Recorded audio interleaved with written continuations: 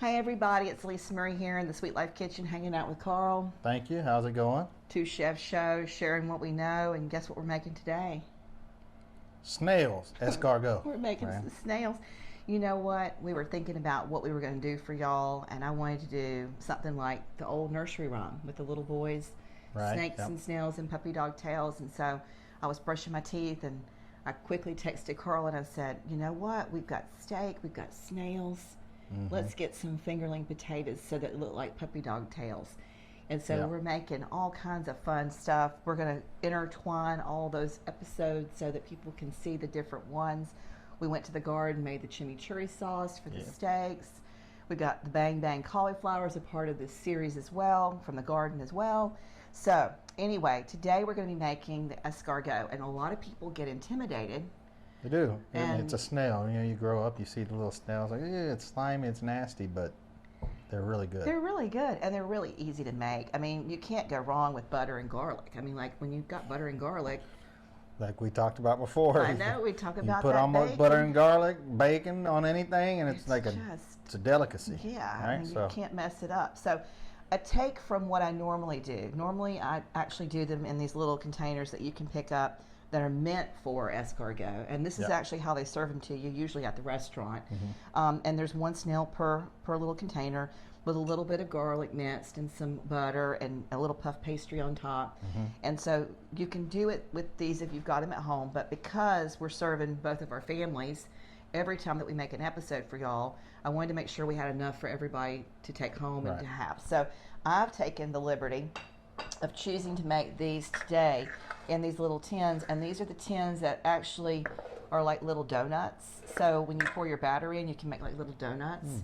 But what I'm doing is I've just put in, Carl actually has put in a little bit of butter. Well, not a little bit of butter, a lot of butter, but a lot of butter's good.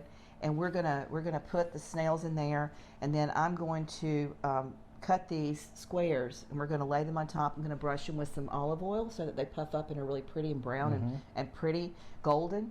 And then we're going to bake them in the oven. So how long do you have to bake these for? You really just have to watch the pastry. Okay. Yeah, because the snails are good. The snails are good. The butter's going to get so hot and melted. It's probably still cooking after you bring it out, right? So exactly. So I'm going to give you the snails. Okay. These are just snails that you've purchased at the store, and I've just taken the water that they were in the can and drained the water off. And you know, I always sometimes try to serve this and not tell people. They think they're eating mushrooms, and then after they've eaten them, I go, pow pow. you just ate a snail, and they're like, I would never eat a snail. And I'm like, well, guess what? You just did, and you told me that you liked it. So that's right. So funny. So we just add 2 of these to each one, or I do. I want you to just add 2 of those each one, and then we're going to take a spoon, and we're going to make sure we've got a lot of garlic on each one of those. But I want you to put the snails down first, and then put the garlic on top.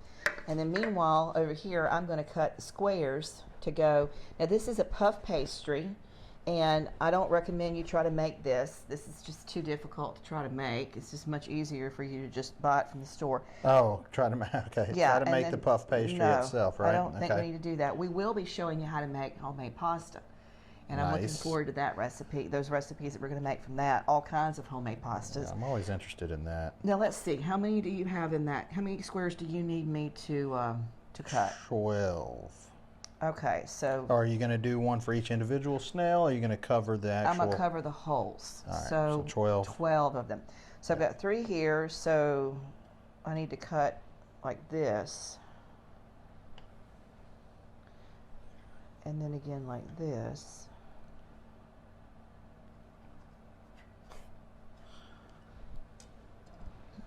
We got more snails than we thought. We may be able to use that other little piece. We'll see. Maybe. Yep. I put 2 dozen. There's usually a dozen per can. Yeah, well, we got more, so Let's I can do that. We'll put those in there. We will need a little bit more butter cut up. Yep. So I'm going to stick them in here. Here we go. Maybe we can put one in there. One in there. Yeah. Cool. All right, I'm going to get a spoon so we can spoon over the garlic.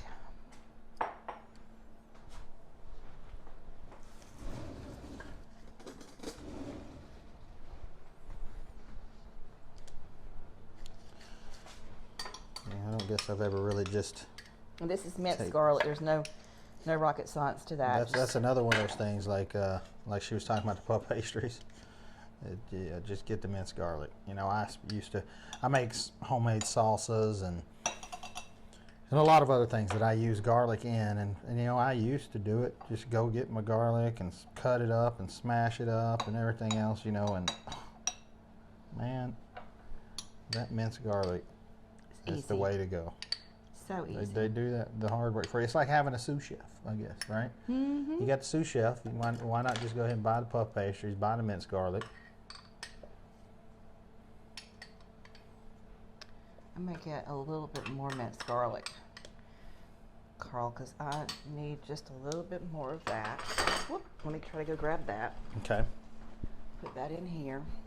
These are going to be healthy here. I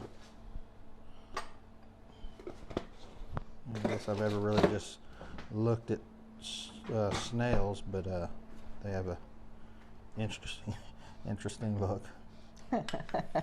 They have a lot of an interesting look, actually. Yeah. Let's see. Have you ever had a lot of uni? No.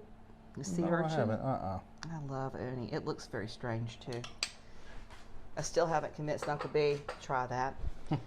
I have gotten him eating. When we got married, he wasn't even going to eat any Chinese food. Uh-oh. I finally got him to do that. So I'm working on him. Yeah. All right, I'm going to take this puff pastry and lay it down like that to get this little guy out of the way so I can show you what I'm doing. I'm going to just lay him down over the top, just like so. That butter's going to melt in there, guys, and mix up with all that minced garlic already. And we're going to brush a little bit of olive oil on here, and we're going to bake these guys in the oven and just watch that puff pastry, because really those snails just need to warm up. It makes me think. My wife and I we went to Paris in 2014. You know, we learned from traveling. We're like, you know what? First thing we're going to do, we're going to start doing the food and wine tours. I mean, of course, before we go, prior to going, we set up a lot of things and book a lot of stuff, because you don't want to waste a lot of time trying to figure out stuff to do when you paid a lot of money to visit somewhere. But Yeah. you also don't want to run yourself ragged, and you want to be able to enjoy it. So we do set up quite a bit, but one thing that we make sure to do at the beginning of each trip is do a food and wine tour. Because you learn so much, and there's things that you would go visit. Don't do it at the end of your trip, because you'll be like, man, I wish we would have went there. Yeah. Right? But we went, so we're in Paris, and we went on that food and wine tour, which was awesome, and we learned a lot. You eat a lot of things that, or I did, rather, that you know, I probably wouldn't have if I wasn't on this tour and I hadn't paid for it. But one thing I remember, I asked the lady, I said, so do y'all make, you know, just curious, do y'all make crawfish etouffee? And she was, excuse me, I'm sorry. I said, well, you know, and she traveled, you know, she'd been all over, but when I was speaking of this, she was kind of confused at what my question really was. And later I realized why, but she was, well, I said, well, crawfish etouffee, it's a very popular dish back, and it's a Cajun dish, you know, and it would, you know, French influence, right? And obviously etouffee is a French word. Me not knowing the meaning of etouffee, she said, well, yeah, we do a lot of things etouffee. And I was like, oh, what do you mean? She said, well, it means without air. Mm-hmm. Etouffee is without air. So in that case, I do a lot of things with etouffee. That's basically, right. You cover it up and you braise it, or you let it, you know, sit in its own juices and cook without letting it really necessarily breathe. You just cover it, right? And so something interesting that I learned, you know, and that takes me back, or the snails took me back, because we obviously had escargot in Paris on a food and wine tour. But just an interesting fact. My favorites with steak are escargot and creamed spinach. Oh my Lord. Yeah. I love creamed spinach. Actually sounds pretty good. So. I love creamed spinach. But I'm not going to do creamed spinach today, because Uncle Brian will not appreciate creamed spinach. We know about that already.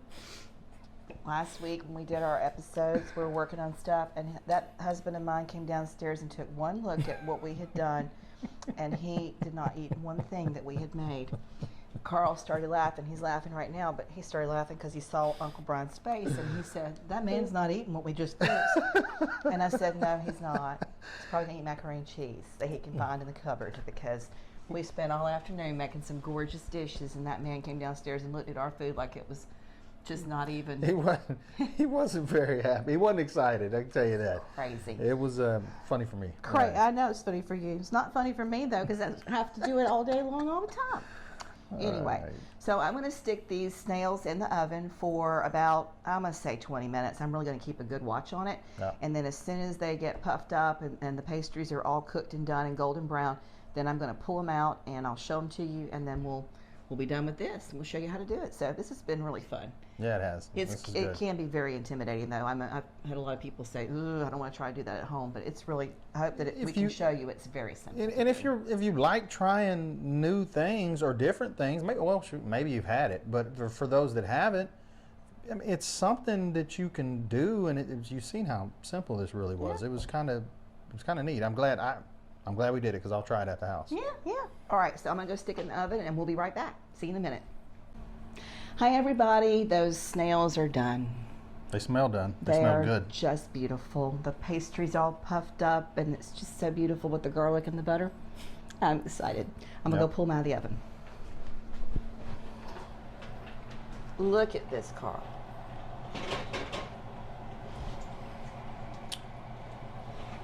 Mm-hmm.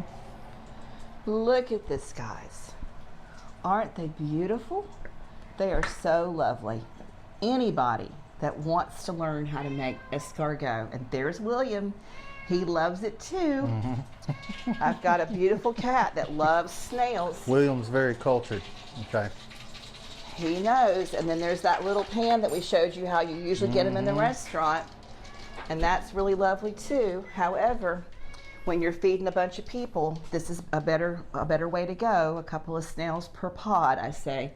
And what you want to do when you're doing this in terms of plating, and I'll do that in a minute, is you take this pastry. It's too hot to do it right now, but you take this pastry. I'll do it for our picture, and you lay it down in the pan, and then spoon over it the snails, the garlicky butter. As soon as she said that, that kicked in the saliva, the watery part of my mouth. I'm telling you, butter. That's probably what it is, butter and garlic. Yeah, you know, in fact, James, if you'll do me a favor and just reach down and hand me across the aisle a plate, I will actually do the plating for this so we can finish this episode for everybody watching. And I'll just carefully lift off one of those beautiful puff pastries. Look how beautiful that is. It's a little warm, but it's all puffed up and pretty. And then I'm going to reach in, I'll just use this spoon, and get the snail. And actually this one needs to have a little bit of butter on it. Yeah. Let me check and see if I can find some more butter in here. And that would be, that's a good lesson learned for us right there. Next time we'll put more butter in it. I was worried about my cardiologist getting mad watching my show. So I'm going to take a little bit of butter right here, actually, and I'm going to put it in the microwave for just a minute.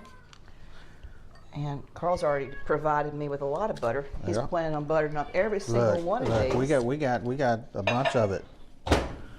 Let me hit that for 20 seconds or so, and then I'm going to drizzle it down. And then the other thing we could do, guys, if you wanted to, is parsley from the garden and sprinkle that while that's melting. Go grab that parsley from me, and we'll do that so we can do a finished plate for everybody to see.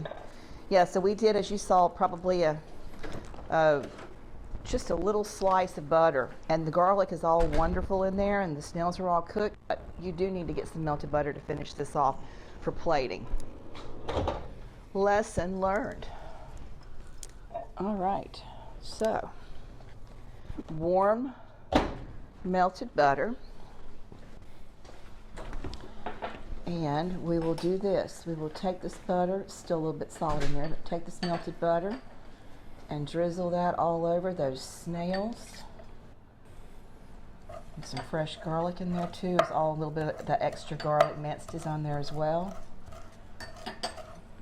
Yeah, and then I'm going to take a little smidge of what you've got there and just put a few pieces of parsley on there like that.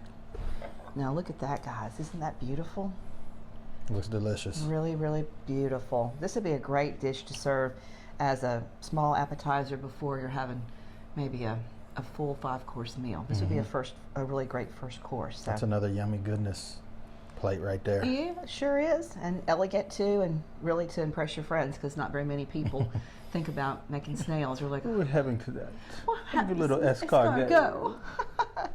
Listen, guys, if you have found any value in this, do us a favor, like and share. Don't forget to ring the bell so that you're notified each week whenever we drop another episode. And don't forget to DM us too, because if there's something out there that you want us to cook or make or show you how to do, we would love the opportunity to try. We'll see you soon on the channel. Take care. See you soon.